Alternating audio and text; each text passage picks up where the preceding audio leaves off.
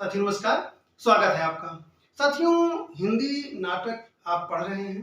हिंदी नाटक के क्रमिक विकास में अभी तक प्रसाद युग तक की यात्रा आप कर चुके हैं। प्रसाद युग तक हिंदी नाटकों के विकास को आपने देख लिया है।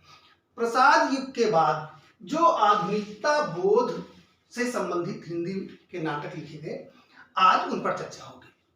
आधुनिकता बोध क्या है, एब्सर्ड क्या है, असंगत क्या है, विसंगत क्या है, सबसे पहले हम इन शब्दों पर चर्चा करेंगे। उसके बाद आधुनिकता बोध से संबंधित हिंदी में जो नाटक लिखे गए हैं उन नाटकों पर, उनके रचनाकारों पर, नाटककारों पर चर्चा होगी।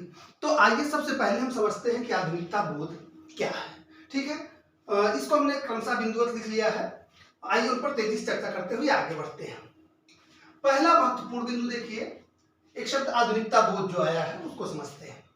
हिंदी नाटक में आधुनिकता बोध का अर्थ है परंपरागत रोमांटिक भावबोध से मुक्त होकर मध्य वर्ग की आशाओं, आकांक्षाओं और विडंबनाओं का चित्रण। तात्पर्य यह है कि जो परंपरागत शैली थी, परंपरागत विषय थे, उनसे हटकर जो एक समाज में व्याप्त विसंगति है, समाज में व्याप्त जो तत्कालीन समस्या है, उनको केंद्र में रखते हुए जो नाटक लिखे गए उनको कहा गया क्या, आधुनिकता बोध से संबंधित नाटक। अब दूसरा बिंदु देखते हैं। दूसरा बिंदु क्या कह रहा है, विश्व युद्ध के पश्चात, यानी प्रथम विश्व युद्ध हुआ, उसके बाद द्वितीय विश्व युद्ध हुआ, द्वितीय विश्व युद्ध के बाद जो वैश्विक परिस्थितियां थी वास्तव में बहुत चिंतनीय हो गई, तनावपूर्ण हो गई। चारों तरफ भय का, हताशा का, निराशा का, विघटन का, टूटन का माहौल एक पैदा हुआ। तो जो प्रथम और द्वितीय विश्व युद्ध के बाद जो परिस्थितियां उत्पन्न हुई, उन परिस्थितियों और उससे उत्पन्न जीवन बोध और जीवन दर्शन को केंद्र में रखकर जो नाटक लिखे गए उनको पश्चिम में कहा गया एब्सर्ड नाटक। ठीक है, क्या कहा गया, एब्सर्ड नाटक। अब एब्सर्ड नाटक का जो सबसे पहला प्रौढ़ और क्या कहेंगे कि प्रथम नाटककार जिसको कहेंगे पश्चिम में, वो था सैमुअल बेकेट। सैमुअल बेकेट के नाटक वेटिंग फॉर गोदो 1952 में प्रकाशित हुआ था। ये पहला एब्सर्ड नाटक माना जाता है। सैमुअल गोदो को प्रथम असंगत, पश्चिम का प्रथम असंगत नाटककार मानते हैं लोग। अब आइए बात करते हैं हिंदी में। ये एब्सर्ड नाटक जिसको पश्चिम में कहा गया, हिंदी में उसे ही विसंगत अथवा असंगत नाटक कहा गया। बहुत ध्यान दीजिएगा, एब्सर्ड नाटक को हिंदी में विसंगत और असंगत नाटक कहा गया। यहाँ यह समझना महत्वपूर्ण है कि विसंगत बोध का अर्थ क्या है। विसंगत बोध का अर्थ है साथियों, मानव जीवन का निरुद्देश्य और अर्थहीन होना। ठीक है, अब आइए विसंगत से संबंधित आगे बात करते हैं। कह रहा है कि आधुनिक युग का रचनाकार अनुभव करता है कि मानव के पैदा होने, जीने और मर जाने में कोई संगति नहीं है, सब कुछ बेमेल है और बेमानी है। ठीक है, यह वास्तव में विसंगत बोध का मतलब है। अब यहाँ विसंगत बोध वाले या असंगत विसंगत नाटकों में क्या होता है। असंगत या विसंगत नाटकों में बेतरतीब वार्तालाप, बेढंगी परिस्थितियां, अपरिचित पात्रों को जुटाकर जीवन की विसंगति को उजागर करने का प्रयास किया जाता है। इस लाइन को चलिए पुनः ध्यान से देखते हैं। असंगत और विसंगत नाटकों में क्या होता है, इनकी एक तरह से आप वो समझिए, विशेषता समझिए। बेतरतीब वार्तालाप यानी जो भाषा, पहली चीज तो यह कथानक में तारतम्यता नहीं होती है। कई बार कथानक जहां शुरू होता है वहीं समाप्त हो जाता है। ठीक है, तो बेतरतीब वार्तालाप, भाषा जो होती है वह भी घिसी पिटी होती है। भाषा रोजमर्रा की जिंदगी की भाषा होती है, चलताऊ भाषा कई बार होती है। ठीक है ना, तो ये बेतरतीब वार्तालाप होता है। दूसरी बात, बेढंगी परिस्थितियां, सब परिस्थितियां ही नाटकों के केंद्र में होती हैं, बेढंगी परिस्थितियां प्रायः होती हैं। फिर कह रहा है अपरिचित पात्रों, यहाँ ये महत्वपूर्ण है। इन नाटकों के पात्र प्रायः असामान्य होते हैं, जैसे चोर, उचक्के, लंपट, आवारा, विदूषक, दंडित, इस तरह के पात्र प्राय नाटकों में पाए जाते हैं।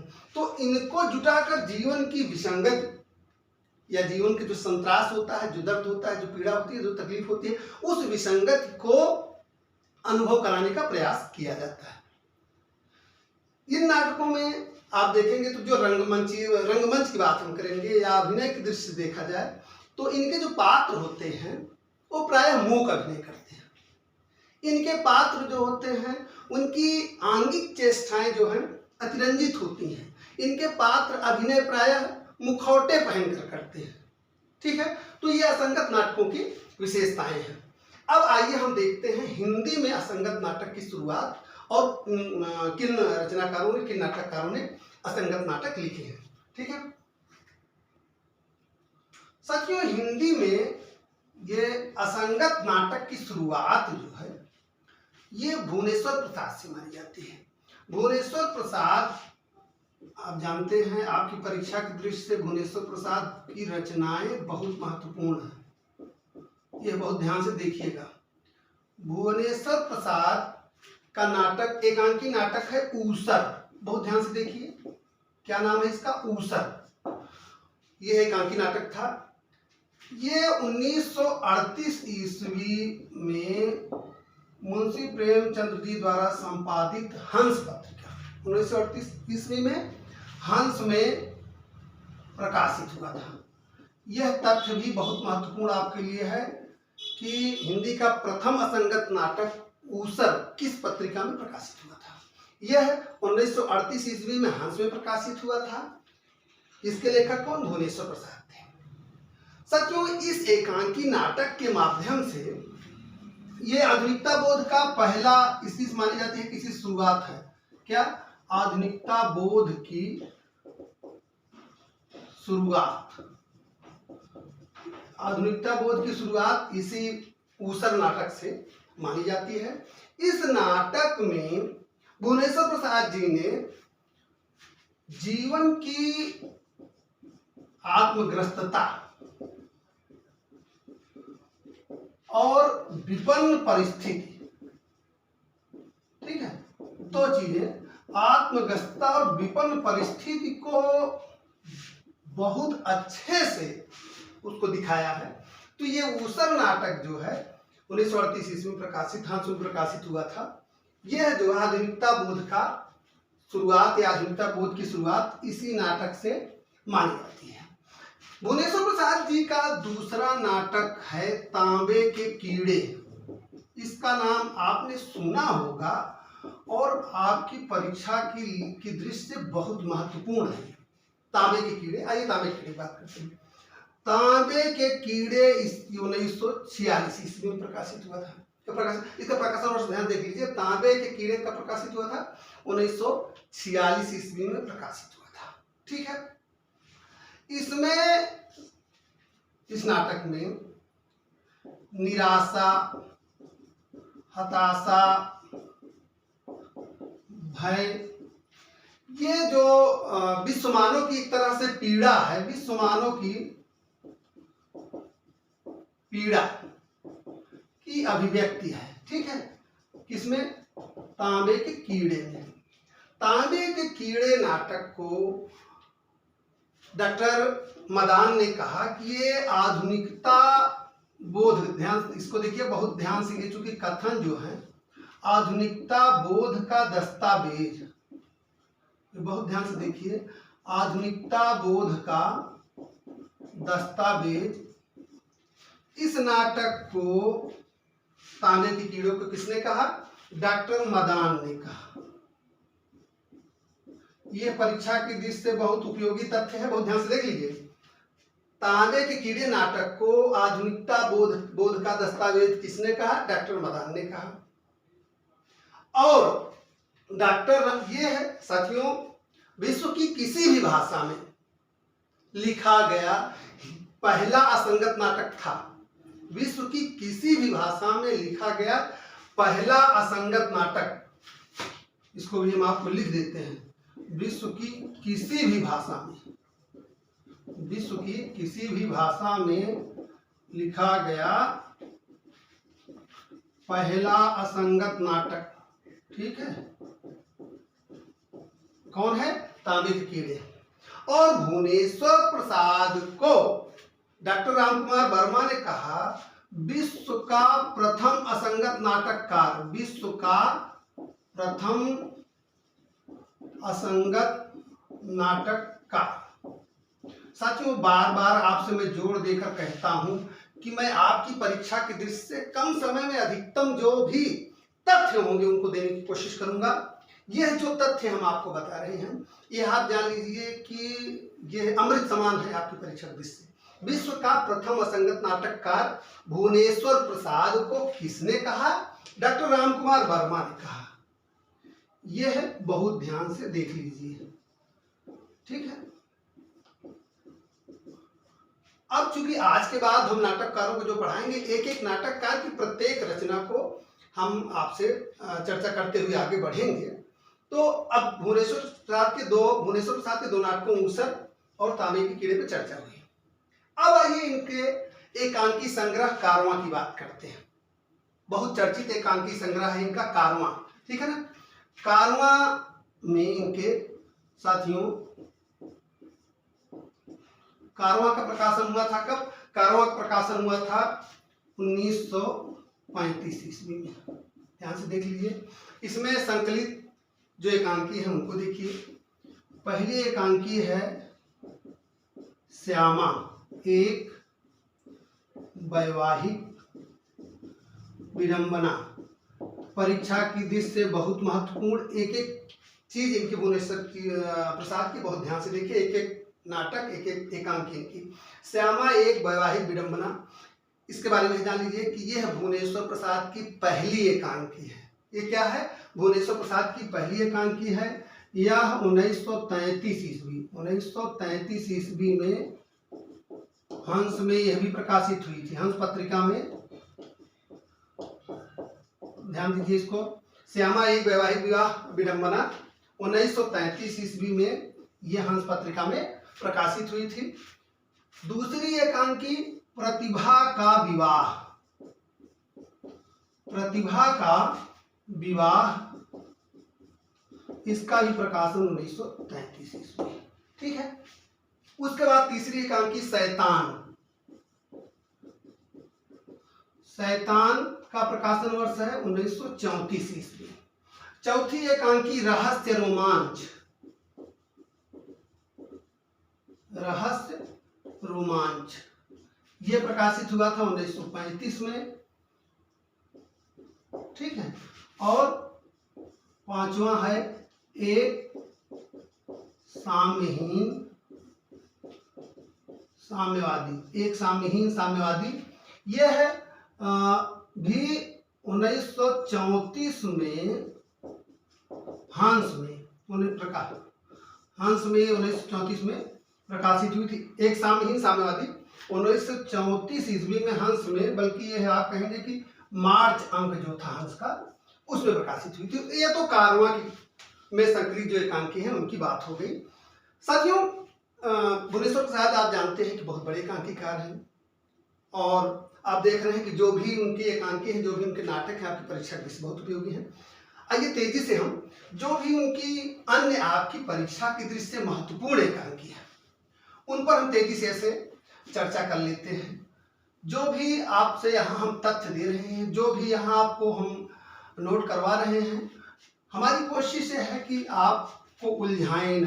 परीक्षाएं आपकी निकट हैं, आपको जो भी तथ्य दें, जो भी अध्ययन सामग्री दें, वह आपकी परीक्षा की दृष्टि से उपयोगी हो, उसको केंद्र में रखकर मैं कोशिश कर रहा हूं कि आपको अध्ययन सामग्री दूं। इसके बाद साथियों, मेरा जोर रहेगा कि इनसे जो भी प्रश्न बन सकते हैं, जो भी पिछली परीक्षाओं में प्रश्न पूछे गए हैं, उनसे संबंधित महत्वपूर्ण प्रश्नों से संबंधित प्रैक्टिस सेट मैं आपको उपलब्ध करा सकूं। ये मेरा प्रयास होगा कि परीक्षा के पहले आपका पाठ्यक्रम भी दे सकूं।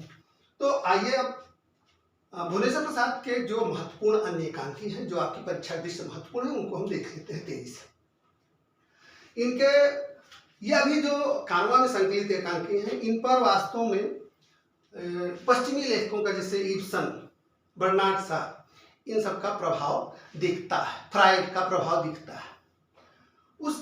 इनके जो एकांकी लिखे गए हैं उनको आइए देखते हैं।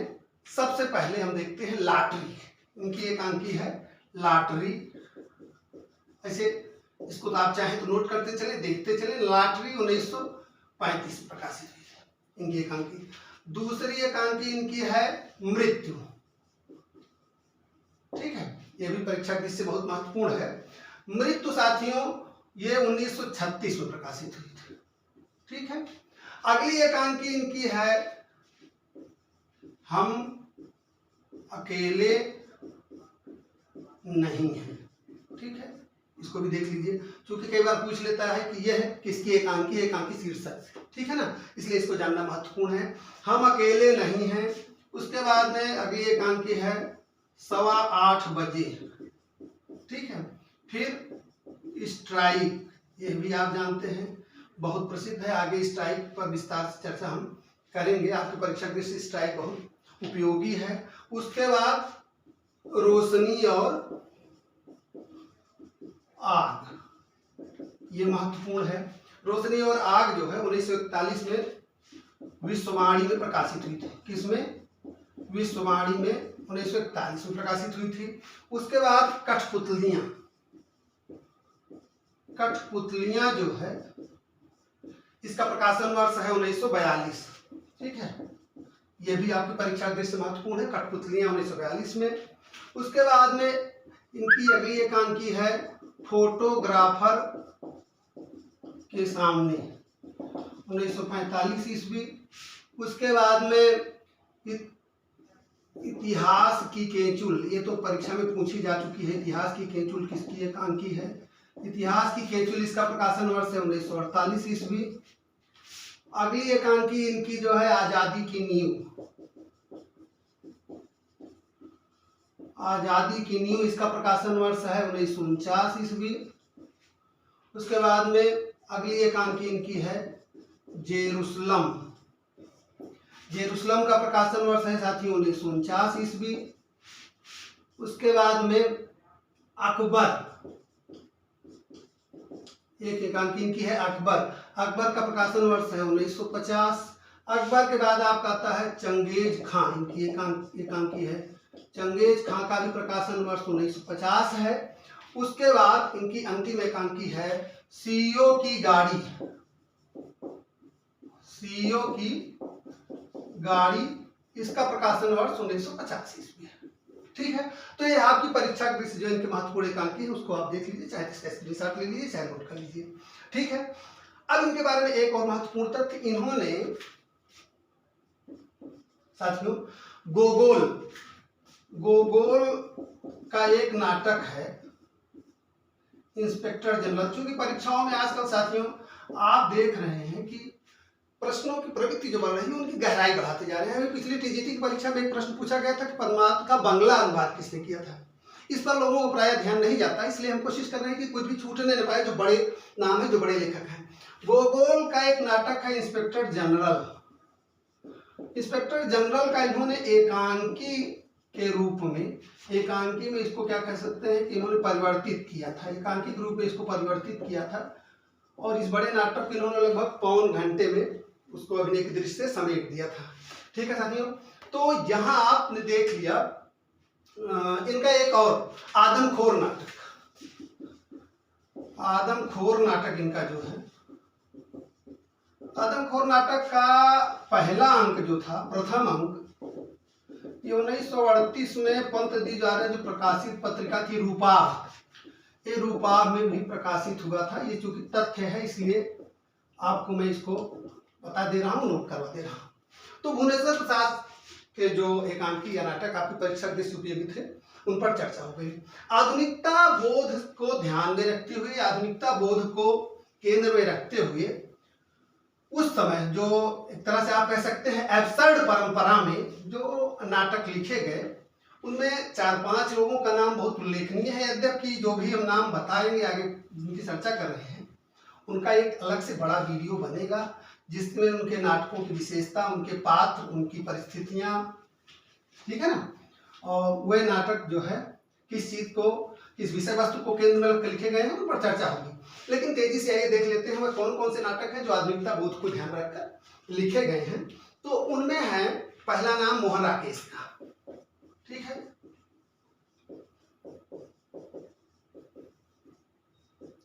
मोहन राकेश के 3 नाटक, आषाढ़ का एक दिन, आषाढ़ का एक दिन, ये आधुनिकता बोध को केंद्र में रखकर लिखा गया है। इसका प्रकाशन वर्ष है 1958 ईस्वी, ठीक है, ध्यान से देख लीजिए। आषाढ़ का एक दिन 1958 ईस्वी। उसके बाद में लहरों के राजहंस,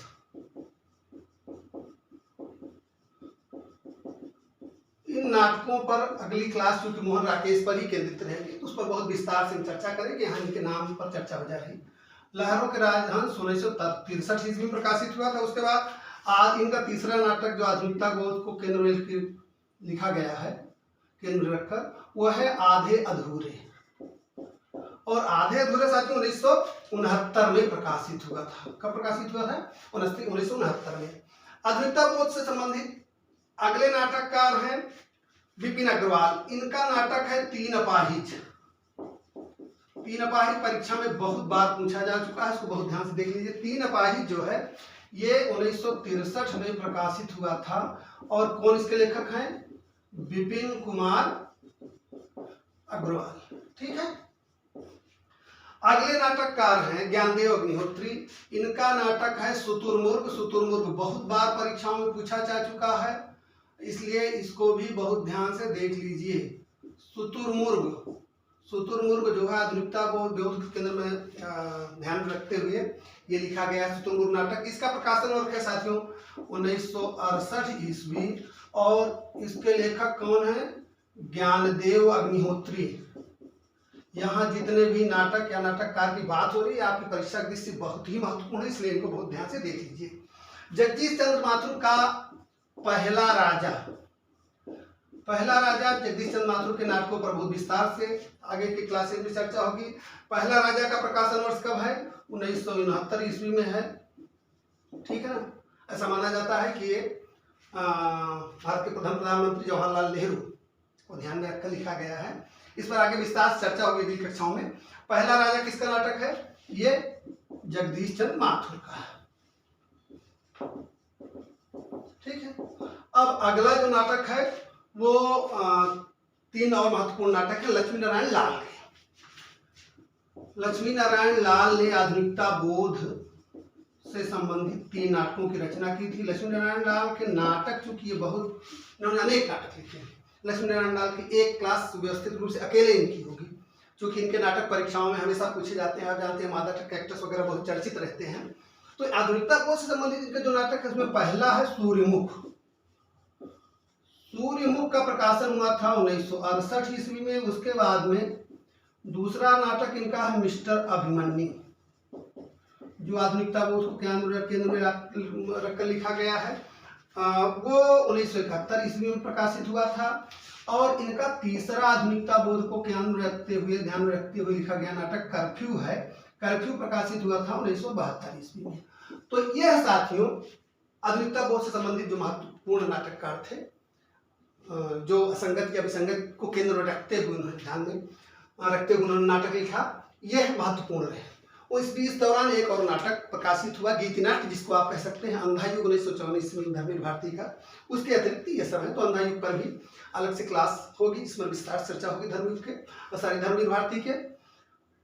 यहाँ आप देखिए कि ये जो लिखे गए ये प्रायः क्या है 1970-71 यानी 50 से 70 के बीच में 46 में तांबे के कीड़े लिखा गया।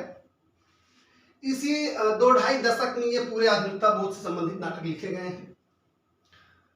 70 के दशक के बाद बौद्धिकता, जिसको कहेंगे आप कोरी प्रयोगात्मकता और परिवेशीय चिंतन से थोड़ा सा ध्यान लेखकों का हटा और असंगत नाटक या जिसको कहेंगे कि एब्सर्ड नाटक, भाई बौद्धिकता आप कह सकते हैं, बौद्धिकता से कोरी प्रयोगात्मकता से जब लगातार एक ही प्रवृत्ति रचना के क्षेत्र में हावी रहती है तो उस पर एक आरोप लग जाता है कि यह इतिवृत्तात्मक हो रही है ना। तो बौद्धिकता, थ्योरी, प्रयोगात्मकता, और एक चीज और महत्वपूर्ण है, ये जो पश्चिमी परिवेश का प्रभाव, पश्चिमी परिवेश जो है, ये 3 बिंदु जो है, ये जो है इनसे लेखकों का ध्यान हटा, चिंतन हटा। और आपसे बताएं कि 7वें दशक में ये जो आप समझिए कि लक्ष्मी नारायण लाल के नाटकों के बाद एब्सर्ड नाटक जो है, एब्सर्ड नाटकों की परंपरा समाप्त, ठीक है, ये समाप्त हो गई। तो साथियों, आज के वीडियो में, आज की क्लास में आपने आधुनिकता बोध से संबंधित हिंदी के नाटकों को देखा। आपकी परीक्षा के दृष्टि से जो बहुत महत्वपूर्ण थे वह पूरा यहाँ हमने समाहित करने का प्रयास किया। मुझे लगता है कि इस रेंज से, आधुनिकता बोध से अगर कोई प्रश्न पूछा जाता है तो इससे बाहर नहीं पूछा जाएगा। उम्मीद करता हूँ कि आज की क्लास आपको अच्छी लगी होगी। कल की कक्षा में मोहन राकेश ने बहुत नाटक लिखे हैं और उनके नाटक से पात्र पूछे जाते हैं, उनके नाटक से अंक पूछे जाते हैं, उनके नाटक के कथानक कहाँ से लिए गए यह पूछे जाते हैं। इसलिए मुझे लग रहा है कि 25 से 30 मिनट की पूरी कक्षा मोहन राकेश पर केंद्रित होनी चाहिए, अन्यथा मुझसे कुछ छूट जाएगा।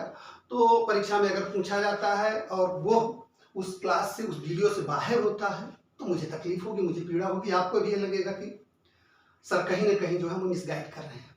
तो अगली कक्षा मोहन राकेश पर। तो अगर आपको हमारी क्लास अच्छी लगती हो, आपको पसंद आती हो, तो अपने उसे शेयर करिए। अभी तक चैनल को आपने सब्सक्राइब नहीं किया तो प्लीज़ चैनल को सब्सक्राइब करिए, लाइक करिए, कमेंट करके हमको सुझाव दीजिए, हमको अच्छा लगेगा। तो आज के लिए इतना ही, मिलते हैं अगले वीडियो में मोहन राकेश के साथ। तब तक के लिए धन्यवाद, नमस्कार।